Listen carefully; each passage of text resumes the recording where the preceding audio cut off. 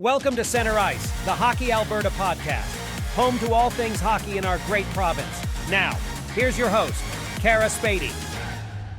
Hi, I'm Kara Spady, the host of Hockey Alberta's Centre Ice podcast. Today, we're joined by a legend in the para-hockey world, a renowned motivational speaker, someone whose story is an inspiration, and most recently, a contender on Canada's Ultimate Challenge, Chris Cederstrand.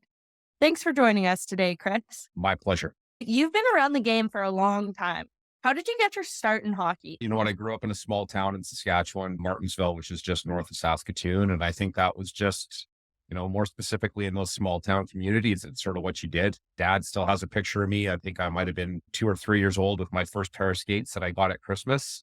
And it just sort of took off from there. I mean, cold winters in Saskatchewan, we were fortunate enough to have a yard that had an outdoor rink, and the community had a really nice facility there as well. I just started in my journey in hockey that way and just progressed.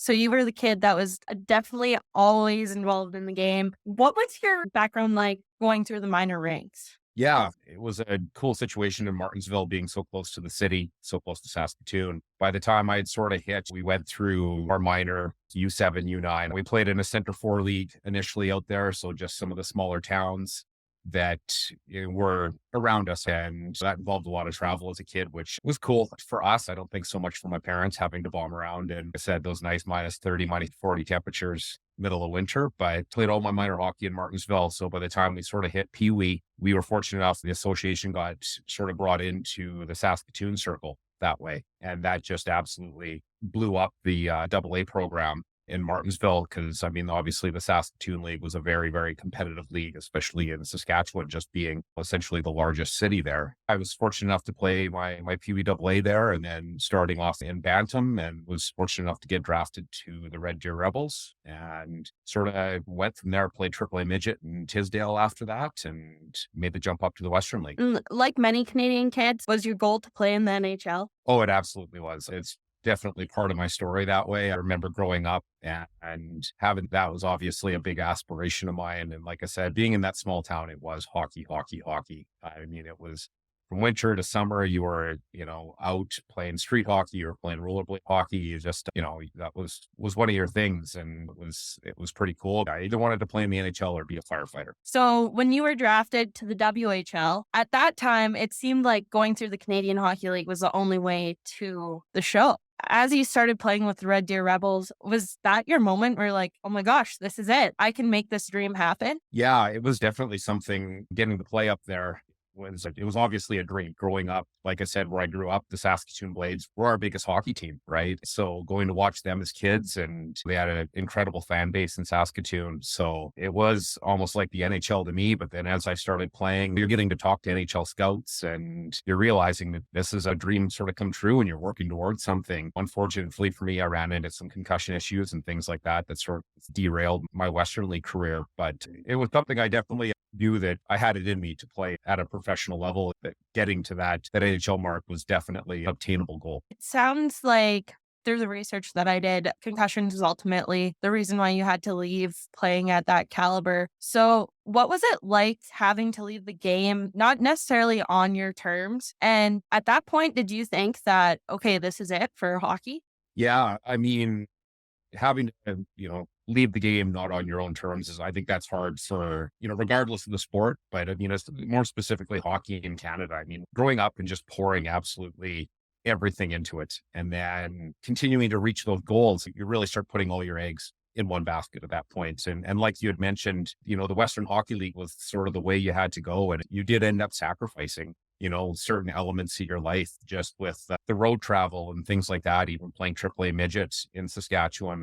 It's, a provincial wide league. So you're sacrificing some of your education and, just sort of the way that you're going about that. Essentially being told, at that point, I was suffering from some pretty severe post-concussion syndrome. And after the last concussion I got Swift Current, I actually started to lose some vision. So it was getting to that point that something needed to be done. But at that age, I'd put all my eggs in one basket, essentially. It was an extremely hard thing to do. It was obviously for the best, and people had my best intentions in mind when that decision was made. But for me, I would have just continued to play.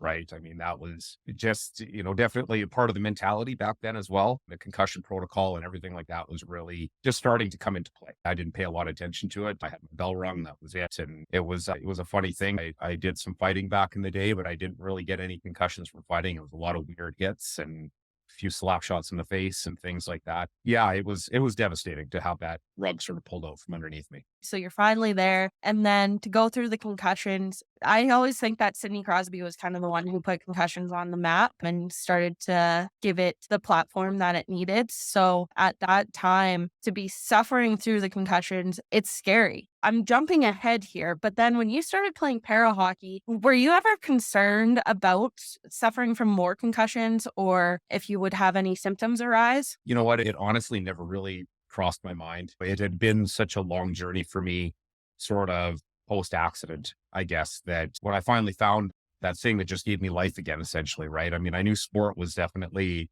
that aspect that was my driving force for me. And sort of when I found para hockey, I just went right back in deep again. And I mean, I'm fortunate in a sled. I'm a really big guy, and the hits to the head aren't as, I wouldn't say they are. They're definitely there, but just given my stature and everything like that, I never really was impacted in that way on the ice. A lot of the systems and tactics, right? It's not beating somebody one-on-one. You got to beat them with speed or physicality because we're not skating backwards. So it's always that head-to-head race that you're engaged in. Contact is such a huge part of the sport. It never really did cross my mind after the fact. And it had been quite a few years since I'd sort of gone through the whole post-concussion syndrome. I know after my last one, it was a lot of years before I really started to feel normal again, I guess, right? Like I had sensitivity to light. I had a ton of fatigue. I wouldn't be the one to say I had a lot of mood swings. It was definitely a very trying time that way. For me, it was just something that I didn't think of. I think at the time, it sounds like you were transitioning into para hockey and you needed to find that breath again. But I fast forwarded through all of that because we're missing a very large piece of your journey here. And you had mentioned earlier that firefighting was another one of your dreams. So after the WHL was kind of pulled out from underneath you, you pivoted and focused on, hey, let's go to firefighting school. Can you just take us through your story about the new goals that you set after leaving the WHL and then how that chain of events led up to your accident and ultimately changed everything for you? Dealing with all the post-concussion syndrome and things like that, I had to figure out what I was obviously going to do, with my life going forward. And, the Canadian Hockey League has an incredible, the Western Hockey League has an incredible education system for post-secondary things. I was sitting there thinking about, what am I going to do? How am I going to move forward with my life at this point? I mean, I'm in my early 20s and I'm trying to navigate something that I didn't think I would be navigating. I had mentioned I really put a lot of my eggs in one basket, and it just sort of clicked. I sort of went back to that, 4 or 5 year old mentality. My wife would say I'm probably still at that mentality level most of the time, but yeah, I just went, if I can't play hockey, what am I going to do? And it was just like, well, let's be a firefighter. The parallels between hockey and the fire industry, there's so many of them. I mean, there's just so much teamwork and camaraderie, and you see so many ex-athletes end up in the fire industry just because of those features that get brought in. That was my next goal. And just being a very goal-oriented person, I went in deep on that and just started training as hard as I could and studying as much as I could. At that point, you essentially had to go to either Vermilion or Brandon. Those were the two very large accredited fire academies in Western Canada. And it was sort of like if you wanted to work in BC or Alberta, you went to Vermilion. And if you wanted to work in sort of Saskatchewan, Manitoba, you went out to Brandon. For me, getting into it a little bit later, I was obviously a little bit more behind the eight ball. Just having spent that time recovering and getting sort of my bearings back. There were a lot of kids that come out of high school and they know that the fire industry is their direction that they want to take. So they're getting involved in things and volunteering at fire halls and getting some of that experience in place. And obviously having that hockey background is a huge benefit in that world because they know you have all those qualities instilled with you, especially if you're playing at a high performance level. They weed out the more toxic people like that aren't conducive to being in a good team formula. In the fire world, you need to be able to absolutely trust every person that you're on shift with, because if you're going into a structure fire, if the other people that need to have your back, God forbid something happens, they're the people that are pulling you out. Ultimately ended up getting accepted into fire college and finished up at the top of my class. At that time, my girlfriend, who's now my wife, took a job out in Black Diamond as a teacher.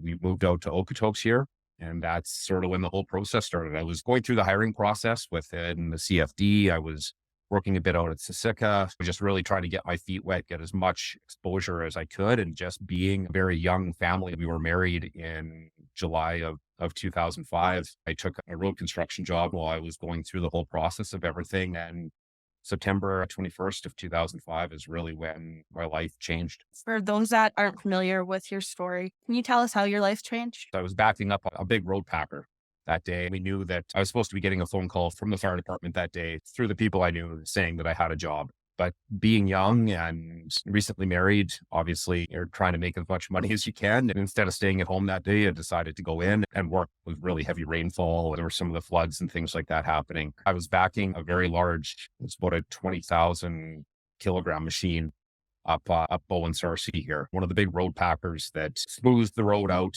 As I was backing this piece of machinery up, it had a mechanical failure, and ultimately I started rolling back down Bow Trail toward the intersection at Bowen Sarcee, and brakes weren't working.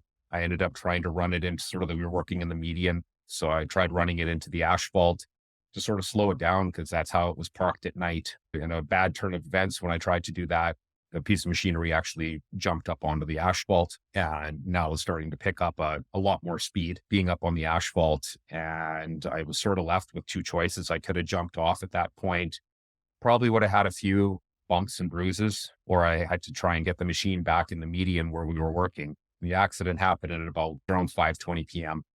So anybody familiar with that area up here knows how busy that intersection is. What had ended up happening is I'd traveled far enough down the hill that sort of like 6-inch lip where I tried slowing the piece of machinery down initially had almost turned into like a 2-foot drop. I decided to try and get it back into the median where we were working just to stop it from going into the intersection. A piece of machinery like that just would have been devastating. I don't want to think of sort of the carnage that it would have caused had it gone in there. And in some crazy way, I'm not going to say I jumped the piece of machinery back in there, but I got it back into the median and it landed flat just as I went to go and jump off after that.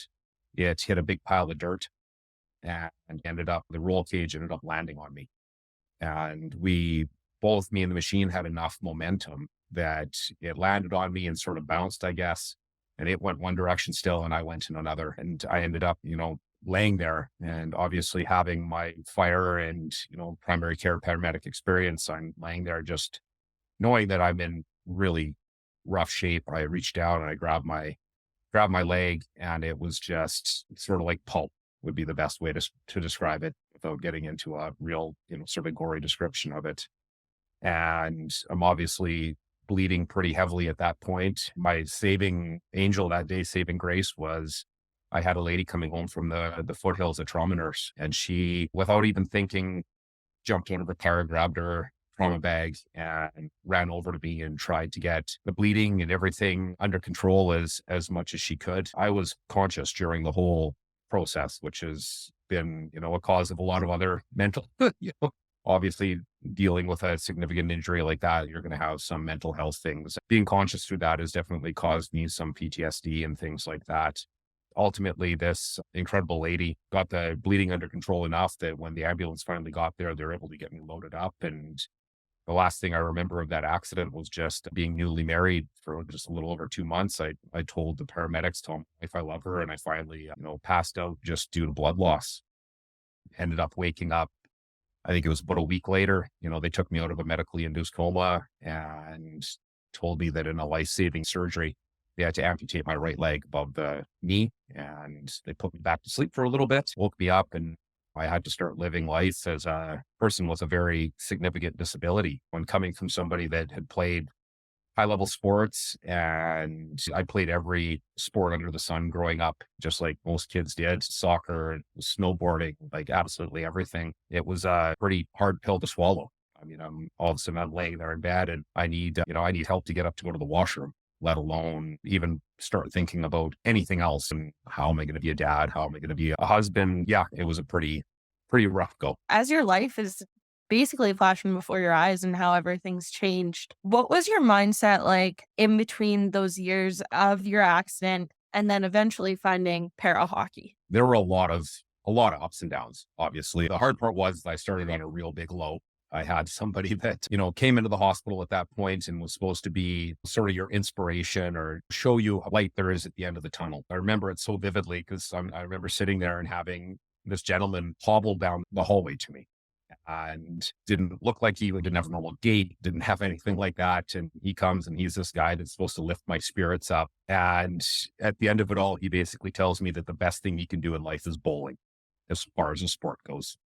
And nothing against the bowlers out there, but to come from playing hockey and being in the fire industry and having that athletic background to being told that like that's sort of the pinnacle of what your sport is or athletic life is going to be at that point, it was something that just absolutely destroyed me. At that time in 2005, we didn't have the technology like we have now. It wasn't jumping on YouTube and checking out the Paralympics. We didn't really have access to that kind of information. So I just was left laying there in a bed. It took me a while to recover from that. And with, a significant injury like mine came obviously a lot of other issues, a lot of mental health issues. There was a lot of depression, PTSD, and a lot of stuff that I still deal with today. And having that significant injury as well, trying to control pain and things like that. You're being fed just a ton of medication. They had me on fentanyl in the hospital, and it was sort of a thing that continued just because I had such a bad crush injury on my leg. And during that surgery, they were trying to actually harvest veins from my good leg. They were initially trying to save this leg, which I'm very thankful that didn't happen because they basically said it would have been left like warm and pink. It would have been almost unusable. By trying to save that leg, they sort of garbled up my good leg a little bit. And then when my femoral artery blew out, they ended up having to amputate in that sort of rush amputation, but not having the time to really draw out or plan out that amputation, I ended up with a very, very significant amount of nerve damage in my residual limb. So we sort of started on that whole journey of pain meds and things like that. And it was a lot of years of just ups and downs. And it's like the pain continues and they just amplify the amount of fentanyl they give you. Finally, it got to that point where between the mental health issues and then the amount of medication, my amazing wife just was like, we need to figure this out. You're just sort of turning into a zombie. And so we talked to my medical team and decided that this was something that we needed to stop and trying to address these issues in another way. I was extremely fortunate that I had absolutely zero mental dependency on any of these drugs, but being on them for that long, your body obviously develops a physical dependency on them. It was a long 3 months of just cold sweats and puking and, just going through this crazy withdrawal of coming off fentanyl and the number of other drugs that they had. Once that all took place and I had that clarity back in my mind, I started thinking about what I wanted to do. Within that same time period, I had received an email. This was many years that this sort of took place. Everyone sees email, they get inspirational things, right? A little cat hanging off the clothesline. I discarded so many of these things. And I got one day from one of the fire instructors. And it was just a simple quote. And it was, scars should remind you where you've been. They shouldn't dictate where you go. And for some reason, that just resonated with me. I just sort of sat there. I was laying in bed when I read this email and I went, wow, I'm letting physical scars and mental scars completely control the direction. And that was something that when I realized that, my life turned a corner. And I realized that I needed to go out and find what made me happy and what gave me direction in my life. And I wasn't going to let those physical or mental scars dominate that direction anymore. And so we sort of started off a sport. I joined the Alberta Amputee and Sport Association and got into golf because hockey player golf, it's just a natural sort of fit. And started taking off with golf and, was fortunate enough to play in the Canadian National Amputee Open. And that just really opened doors as far as sport goes. Back then, just not having the technology and the availability to sort of see sport. I had a gentleman run me down in a mall one day. I'm crutching through in the mall and he's, the national development paracycling coach. And he's like, hey, do you want to try paracycling? And so, hey, let's do this. I've never, done anything like that in my life before, but it was just that exposure to new sports and seeing how far these sports can take you. So I got on the bike and started to take off with that, was excelling at it, and being just an accident prone person. One of the training camps, I blew my knee out. And that sort of put a little bit of a bit of a hold on that, and got into snowboarding. And then finally it was actually Kieran Block, another Western Hockey League player that was playing on the national pair ice hockey team at that point. I'd seen sledge hockey before that, before Kieran talked to me. And it sort of goes in, you get, two sort of lanes with a lot of the adaptive sports. You get an, oh, that's cute factor, and you get the holy crap factor.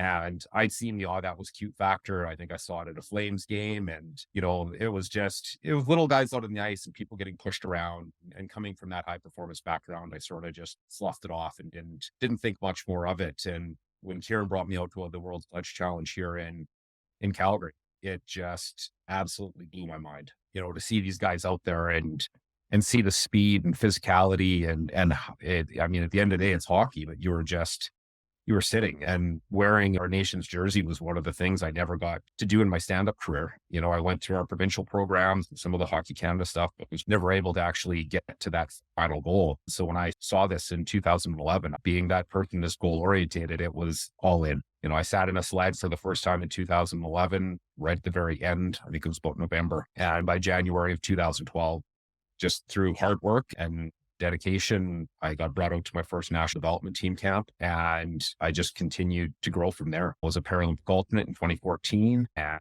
I was at Worlds in 2015 where we won a silver, and I ended up injuring my shoulder that year where I needed some reconstruction. But yeah, I was fortunate enough to play till 2018, just the start of the 2018 season when I hurt my shoulder again. Personally, I think that para hockey is the most underrated sport because no one realizes the amount of skill and talent it actually takes to compete in it until you're on the sled and on the ice, realizing that, I'm not ambidextrous and my left hand is pretty much useless, but I'm going to have to figure out how to stick handle and shoot both ways. But that being said, I know for some para athletes that weren't hockey players at all before their accidents and then transitioned to para hockey, they do it very easily because they didn't have any knowledge of the game prior, while others who are stand-up players either take longer to transition or don't even like the game because it's not the same.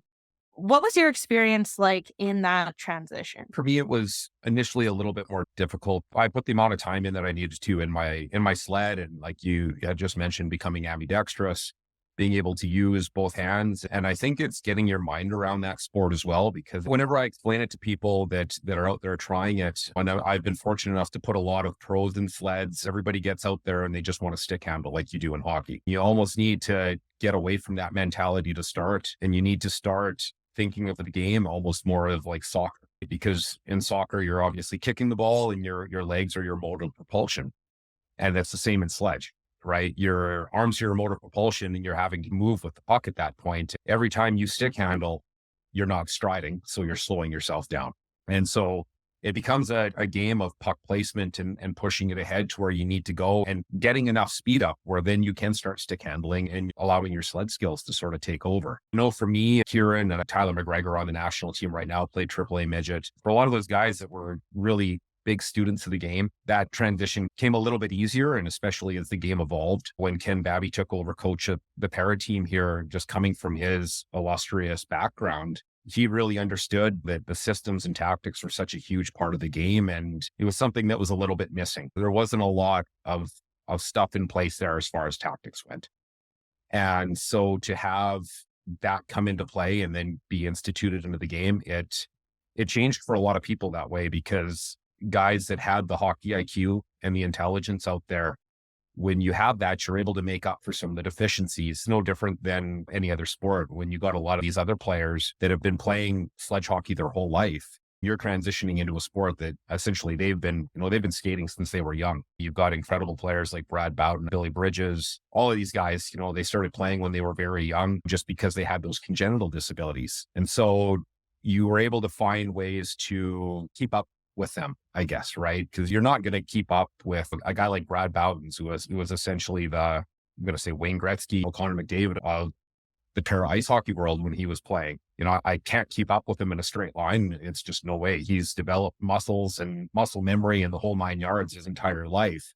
I'm coming from a stand-up career where your arms are being used, but not in the same sense that they're being used in sledge hockey. So you have to start thinking the game through a little bit more. Just being that student of it, I think allows some of us to transition a lot easier than others. And then on the other side, there are some that just never clicks in, that you sort of need to think outside of the stand-up hockey style and incorporate almost a few other sports into it. You mentioned that you're a strong frame, bigger frame than a lot of guys playing at the national level. How was it for you to actually get into the sled and figure out how you were going to keep up to these guys? Because you look at the American team, and the theory is that they're so fast in their sleds because they're not carrying as much weight in some cases. Whereas you're a very strong and muscular guy. So how did that work for you to keep up at that national level? I'd say I'm just gifted in that sense. It's sort of been my thing, my whole life, regardless of the sport I play. My cardio and strength are always there, but,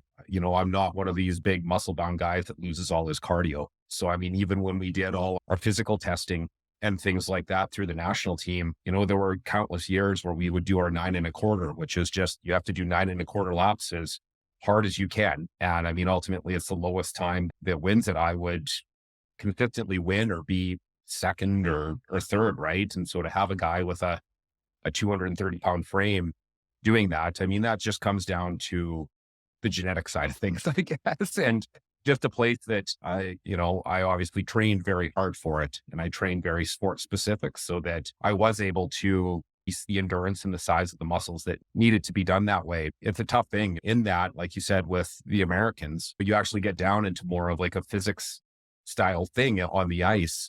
So many of them are double amps, and being a double amp, you're not limited by obviously your legs there. So you're not limited by flexibility. Most people, if you're sitting down on the floor, touching your toes, it's not an easy task. It's essentially the same thing sitting in a sled when all of a sudden you don't have that limitation of what your muscles are doing in your leg. You're able to have a much longer, much bigger stride. I was able to negate that. I just got a very, very big reach. My wingspan is quite large. So I was able to negate that way. The other advantage that these shorter little guys have, or the double amps, is their sleds are actually smaller.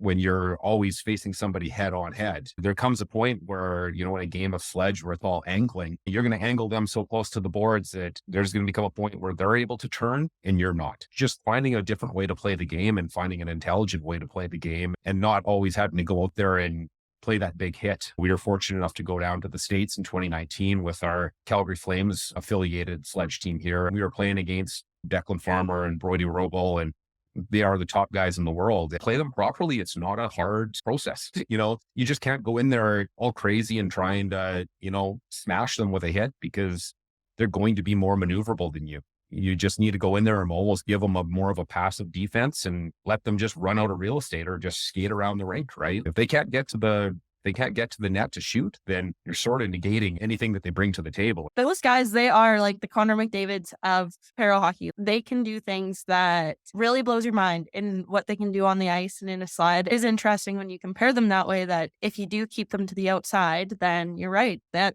negates the scoring chances, and ultimately you can't win hockey games if you can't score. No, that's exactly it. It is harder. I think that's where having that hockey IQ and that hockey experience allows me to see the game that way, right? And, where some of the other guys don't see it that way. They were brought up with a very gung-ho, get in there, make body contact. And, with these guys on those double amps, you hit them and they're bouncing off you or spitting off you, and all of a sudden you've lost body position, and then they're getting an incredible scoring chance. It's definitely a crazy sport that way. When you see it played at that level, Billy Bridges retired this year. He shoots the puck 85 miles an hour with one arm. You got guys like Tyler McGregor on our team. I don't know what Roy Bull or Farmer do their laps in, but I know Mac does his lap in, right around 17 seconds. And, you got Connor McDavid doing his in just a hair under 14. Everything with the sport is unreal. It's such a high level. And like you said, I think it's so underappreciated here in Canada. Not many people get to see that level of hockey. And, that's sort of been one of our big things, is trying to get as much exposure into that sport as possible, because it's a sport that everybody can play. You don't need to be disabled. You can play all the way to the provincial level and not have a disability. It's essentially only once you reach that national level that you need to get classified and have a disability. People that have had knee injuries, people that have had things like that where they wouldn't necessarily be able to skate as well anymore or get out there with your family. It's just such a unique sport that way that can be embraced by everybody. Think talking to you, I have an idea how this process went, but you really started playing para hockey in 2011. You mentioned by the time it was already 2014, you were an alternate for the Paralympics. What was that process like in those short years playing at a rec club level to being scouted and being a part of the national program? It was work. Just work. I ran into some issues with our program here in Calgary. They hadn't really had anybody come out of that program that was at that level. We ended up having to sort of part ways. Their association has done a complete 180 and they do an incredible job now of fostering talent and getting kids in there and allowing them to excel. And at that point, that wasn't a big part of their mandate. I ended up being out in Okotoks, having to facilitate my own ice sessions out here. A town out here has been unbelievable in helping me out in my sledge career. I was able to get ice every single day. It was going out there for hour 15, hour and a half a day and just working my sled skills. And it was not fun. I mean, I was the only guy out here playing. I had a few guys that would come out periodically, but it was 5-6 days a week of just working as hard as I could to bring up my skills as high as I could at that point, just doing thousands of turns, practicing being ambidextrous, practicing my shot, practicing pretty much everything, the parts of the sport that I didn't, needed to work on, just being in that sled. When I finally got to get to that next level, I had those pieces in place. And then my hockey IQ was able to go out there and start negating some of those differences that I had with some of these players, because in that short a time, I'm not going to be able to have the skills of a Brad Bowden or a Billy Bridges or any of these guys that have been playing their sport their whole life, but you can go out there and still be a very dominant player. And a guy my size has the ability to do that, because in a game where, like I said, it's very physical. If you're a big, strong guy, I can fight you off. I can push through you. I've got little tips and tricks that I like to pass on to the guys that I train now, but there's a lot of little things that can be translated over and can make you a very dominant player. Even when you look at the NHL now or any high performance hockey, there's guys out there that aren't necessarily the fastest skaters. They aren't necessarily the most physical guys. I mean, look at Connor Bedard. He's not a speed demon. He's not like a Connor McDavid. He doesn't have a huge stature, but yet somehow he goes out there and he's got an incredible mind for the game and he's worked his shot. So he's got this incredible release and picks up the puck. He just commands space. And that allows him to utilize the tools that he's developed. He's a force out on the ice. It's just realizing those things in para sport. And you do that more specifically in sledge hockey. It's amazing how much the game opens up. When you first started playing, was it a goal to be on the Paralympic team? From the moment I saw that first game at Winsport, I remember being there. They brought me down to see the team. My wife was there with me. Paul Rosen was doing the play-by-play for it. He had me over there. He had heard about my hockey experience and my background. From literally that moment, this is the direction that my life is going to go, and I'm going to do what I need to do to make it happen. You had mentioned that one of the things you didn't get to do in your stand-up career was represent Canada and pull that maple leaf over your chest. When you finally got the chance, what did it feel like to represent Canada? It's very hard to put words around, to tell you the truth. Having gone through everything that I'd gone through and getting to walk into that dressing room and see that jersey hanging there with your name on the back and your number, it was an indescribable feeling. Obviously, a very emotional time when I got to do that for the first time, because I don't know a single Canadian kid that doesn't dream of representing their country, regardless of what sport you're playing. Just Canada being hockey. Getting to do that and growing up and watching the World Juniors, so few hockey players do get that chance to be able to do that. It was unbelievable. I usually don't get caught up for words. Even here I am just about over 10 years later, and I still get goosebumps. It's still hard to describe on what all those emotions and feelings were sort of rushing through the first time I got to do that. When you finally saw your name and your number in that red and white, was that a moment for you where you stepped back and reflected on everything you've gone through, from growing up in Martinsville to WHL to your concussions, and then through your accident and the pivot away from, at that point, of firefighting to the accident to, wow, that I just accomplished this? Did you take a moment to actually be proud of your accomplishments? Definitely did. I can't say that I didn't. Just having that goal mindset, I had to had to take that all in and then know that we were going out there and playing a game. You sort of needed to shelf that. I know that once that game was played, getting to see my family, it was an emotional experience because they were all on that roller coaster ride with me and supported me through the highs and lows of absolutely everything. It was a big deal for everybody that took part in my journey, getting to see that finally happen, to sort of have that holy crap moment. Things have sort of come full circle through all the crap and tragedy that I'd gone through, losing hockey at one point and then having the accident and coming, back and all of a sudden being able to wear that jersey. It's unbelievable. You have retired from the national team, in a sense, moved on. You've created this platform. And so through your national team experience, was that when you felt that, okay, I have a story to tell, and suddenly a circle is full and now I can create this platform to tell it? How did that process start for you? I ended up back in the fire industry again. I became the first above-knee amputee firefighter in North America. I retired from hockey even while I was playing. It became sort of a plight for me that I didn't want anybody to have to deal with what I dealt with. I wanted to be able to show people that the light at the end of the tunnel is always there. And I know on our show here that, Canada's Ultimate Challenge, the one thing I always say is the only limitations in life are the limitations you put on yourself.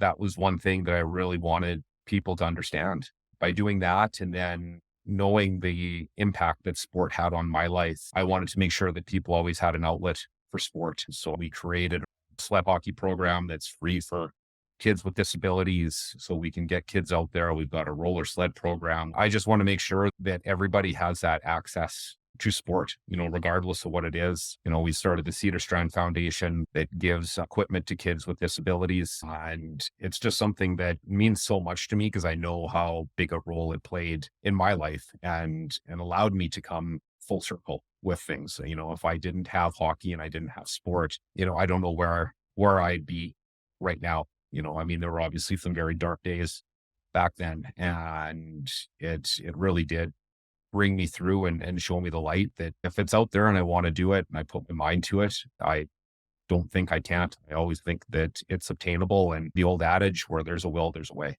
That's really admirable, Chris, because I think you do look at your story and there's a lot of people that would have given up by now. And it sounds like you're not near ready to give up on anything because of your platform and because of who you are and your advocacy for para hockey. You've been able to introduce it to a lot of Albertans across the province. And one of those Albertans has been the Humboldt Broncos bus crash survivor, Ryan Stretchnitsky. How did that relationship come to be? That ended up happening just right after the bus crash. I had heard, obviously that was a very impactful moment for me, just hearing about that bus crash, I couldn't even tell you the countless hours I spent on buses through my stand-up career.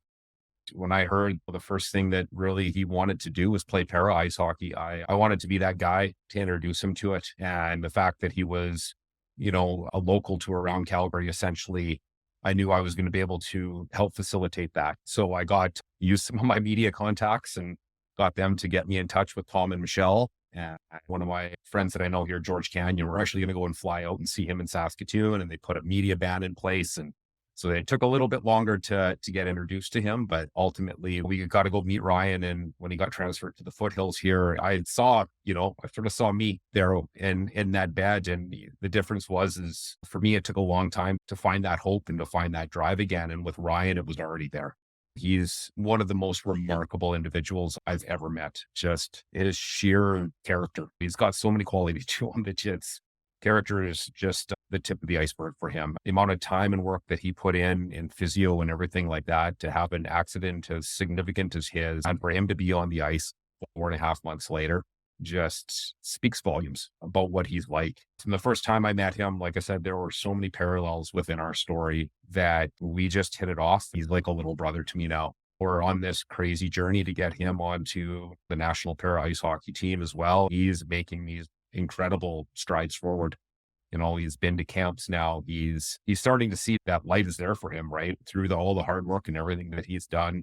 It is absolutely obtainable for him. There's been a lot of ups and downs with him. Being a younger kid, I probably have a little bit of harder mentality than what he might be used to sometimes. But, to me, that's sometimes you just need to hear what needs to be said. There's too much tiptoeing around sometimes in this world. And sometimes you need to hear what's going on. That's one quality that I have is I won't lie to somebody. If I think that you need to be called out on something, I'm going to make sure that, that you're being called out on it. And I'm no different. We had some drama on the show that came of this. I get very intense with things, and I had to learn that my intensity isn't necessarily for everybody. And I had to learn that I needed to be held accountable, and I held myself accountable and pulled back.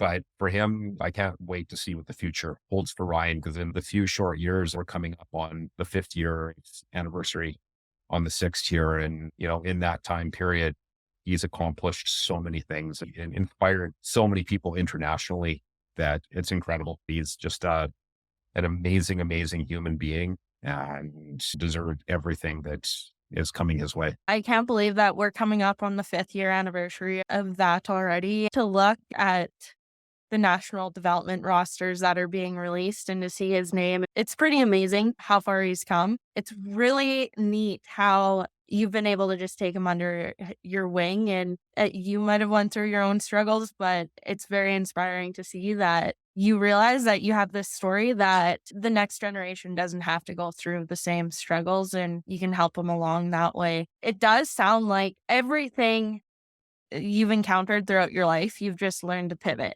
whether it's been set new goals, challenges that come your way. So it seems fitting that you were on this season of Canada's Ultimate Challenge. But for people who aren't familiar with the show, how would you describe it and what made you try out for it? It's sort of like an Amazing Race meets American Ninja Warrior, but you're not racing. It's more of it's a challenge-based show. They basically take a whole bunch of these iconic Canadian landmarks and turn them into giant obstacle courses. I was approached to be on the show and decided that this was going to be a great thing. Obviously a big challenge for me to be on there, being the only adaptive athlete on the show. I felt that, it did sort of fit right in with my platform. I know that there was recently an above knee amputee that did Survivor down in the States, but I'm not aware of any other Canadians, above knee amputee Canadians that have done it. So to be out there and be able to show people that, again, anything is possible. It was sort of a no-brainer for me to go out there and show that I could compete with some absolutely incredible, able-bodied athletes.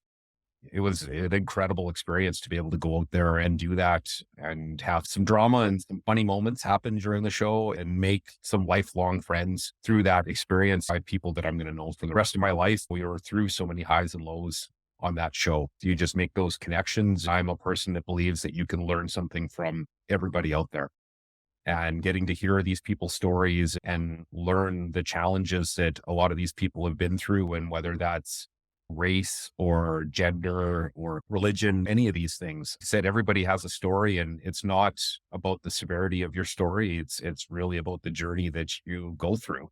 And you can't compare one story to another. My worst day is going to be a lot different than somebody else's worst day. But really, when you compare the two, you're still dealing with two people's worst days. And they won't know what I've gone through, and I haven't known what they've gone through. To be able to sit there and learn from those experiences from people, I think that just helps. If we would have that mindset, we would just be able to grow as humans just so much quicker and be so much more compassionate and aware of what's going on with people, because it's not all completely visible struggles like somebody like me, right? It's obviously very apparent that I'm missing a limb. Most people don't know about the mental health struggles and things like that I've gone through. If you're an able-bodied person or an able-bodied person of color, there's just so many different aspects to the way that people deal with things. So it was such a cool experience in that sense. Someone who worked with the Paralympic team once told me that you can see what guys are dealing with, whether it's being paralyzed, double amputee, single amputee. But that's not the challenge when it comes to para hockey. The challenge comes to the mental aspect, and that every single player deals with so much more than the pressures of the game and what's happening. To hear that every single day you're still having the mental effects of everything you've gone through. And then you meet people across the world, or in this case, across the country, who's the same thing. You can see the race, the religion, the gender, everything. You can see that, but it is all the mental sides of it too. I've always been very curious about these shows in terms of filming. So when you're filming, you spend all of your time together with your team outside of filming? Did you get to come home in between challenges, or how did that work? We were essentially out on the road for the entire time. You'd sort of go into each place and you'd have your 3 challenges set up. So you'd have a travel day, generally worked out that each day was a different challenge, and another travel day and on to the next location. And everybody there, you're on set with everybody. You're not just spending it with your team. You obviously try and have as, a close a team as you can and have that team dynamic that way. But when you're out on the road like that, you're gonna have people clash as far as personalities go and everything that way. As much as everyone wants in this world to be best friends with everybody, it doesn't always work that way. So, being on set like that, it was cool because everybody understood, I think, what people were going through and the struggles of whether that was being away from home or being away from your kids and family or being away from your job. There were a lot of these struggles that were happening on the show, and the camaraderie that came within everybody there to try and support anybody that was dealing with the show was a very cool thing to see. There was a lot of compassion on the show. Did you get either the list of challenges, train how you want, or how did you prepare to go into that? Essentially almost the same way that the viewers see it on TV. You'd go out, we'd stand on our platforms, they'd sort of give us a slight rundown of what was going on. Then we'd get to see these challenges. So it was an interesting thing, not knowing what you were going toward or what you needed to be training for. And some of the things more specifically for me were, I'm going to say the hardest thing that happened to me on that show was actually in our first episode. It was a relay for the very first challenge, and I had to jump over a wall, which wasn't a problem, but then I had to walk along these balance beams. And that's just something I've never, ever done as an amputee. I was wearing like my, running shoes that didn't have great ankle support. I got out there and just went like, oh crap, I have no problem climbing a wall or jumping in a boat or lifting heavy stuff, but walking along these balance beams was something that I guess most people looked at and would just be like, oh, okay, that's an easy thing. And it wasn't. We saw people fall off. But, for me to be able to go out there and do that, it was one of the harder things that I had to accomplish out there. But not seeing those challenges before, there's just no way to prepare for what you need to do. It's just, I guess, having, just a sort of a great overall athletic background is what allowed people to succeed out there. You mentioned that you don't think that outside of the single leg amputee and Survivor, you don't know if there's been another amputee on a show like this. How did it feel competing against able-bodied competitors and then going through challenges like this, or even just being ultimately the first in Canada? I don't ever look at things that way. I went through a lot of that getting back into the fire industry, just having to really, change people's perceptions. So many people judge a book by its cover. They see somebody come in that's an above knee amputee and he's an incredible, incredible human and a legendary Canadian. But, so many people think of Terry Fox, right? And they think of the videos of him out struggling while he was doing the Marathon of Hope. And the thing is prosthetics and that world has come so far since then. For me to go out and to be able to be a firefighter, obviously you need to be able to be very physical with what you're doing on the job. I had to be able to pass all the physicals.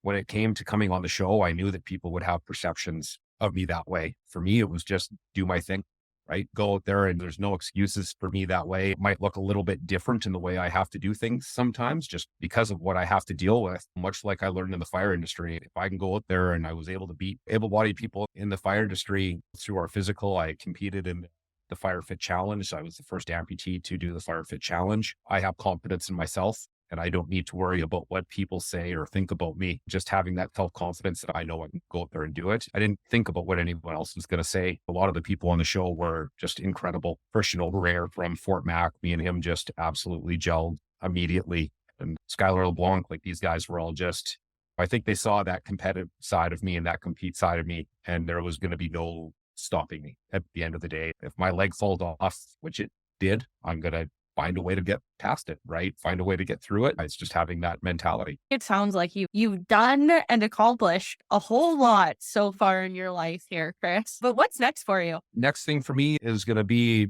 just moving forward with my foundation and moving forward with our adaptive program here in Calgary. We're looking at potentially building or amalgamating with a school or a Flames program here. We're really looking at that intermediate style. I was coach for a provincial team or assistant coach with Stevie Arsenault for quite a few years here. And that's sort of the one piece that our para ice hockey world is missing here. We don't have like a senior program that is there. So, we're really looking at bringing online a proper NHL affiliated program and then getting more people involved in the sport. getting the roller sleds out to the children's hospitals and the cancer centers and things like that, so that these kids can experience sport and get out there and find sort of what makes them go. Not about playing para ice hockey. I mean, obviously, I'd love to see as many kids as possible get in that. But, just giving these kids that exposure to these sports will hopefully open their eyes up. If cycling or hand cycling or sit skiing or whatever it is their passion, if this is the gateway for them to be able to open their mind up and go, okay, this is possible. That's my goal at the end of the day, is just to have as many kids as possible out there doing that. And then, try and do the same thing through my public speaking, just sharing that story and showing people that there is so much more possible out there if you're willing to really take yourself outside of a comfort zone. So many people live within their little sphere and they're afraid to step outside of that because of the challenges that could be there, having a fear of failure. And through my journey, I've learned that you need to be able to step outside of that sphere. It's, that's sort of where greatness lives. You can sort of stay inside your little bubble, and which is what I was doing after my accident, right? And it wasn't until I stepped outside of that bubble that things really started taking off for me. Well, I can't wait to see where that next step with the para program goes. And I really hope that Hockey Alberta can help out and be a part of it. I have one last very loaded question for you. Where can people learn about your story, what you're doing, or connect with you? I have a website, chriscederstrand.com. They can go on there. They can see my story. They can sort of see what's going on. There's the foundation page where they can see what we're doing as far as the foundation. And then Cederstrand21 is sort of my IG handle. That's my biggest place that I am probably most active. I'm an old man. I'm in my mid-40s. So technology and me are not quite the most frequent poster, but generally when I post something, it's very interesting. Those are sort of your main ways to see what's going on in my world and see what I'm working on next. If anyone has any ideas or want to help out with the para program or the foundation, or has a kid or knows of a kid that would like to get involved in para sport, I'm absolutely willing to help out and facilitate that in any way I can. Well, thank you very much for joining us today, Chris. If anyone out there is interested in watching Canada's Ultimate Challenge, it is on CBC and CBC Gem. I believe the season finale is coming right up. I really appreciate you sharing your story, and you truly are an inspiration. Thank you for being a part of the Hockey Alberta community. Thank you so much for having me and giving me a platform to talk about.